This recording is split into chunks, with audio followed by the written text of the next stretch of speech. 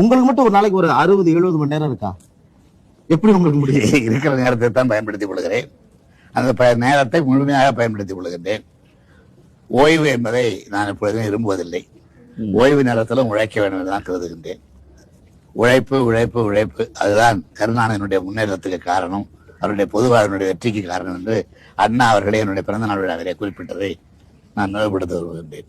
வாழ்க்கையினுடைய தத்துவம் இதுதான் அப்படின்னு நீங்க எதை நினைக்கிறீங்க? எல்லாருக்கும் அது பொருந்தக்கூடிய விஷயம் இதுதான், இப்படி இருந்தால் எல்லோருமே வெற்றி அடையலாம், எந்த விஷயத்தை பாக்குறீங்க? வாழ்க்கை வாழ்வதற்கே என்பது ஒரு பொன்மொழி. ஆனால் வாழ்வதற்காக வாழ்க்கை இருக்கக்கூடாது, வாழ்வு என்ற நிலையிலே அமைய வேண்டும். இந்த தமிழ் சமுதாயம் சிகரத்தை தொட இன்னமும் என்னென்ன செய்ய வேண்டும்? ஒரு மூத்த குடிமகன் என்கிற அடிப்படையிலே உங்களுடைய அறிவுரை என்ன இந்த நன்னாள்?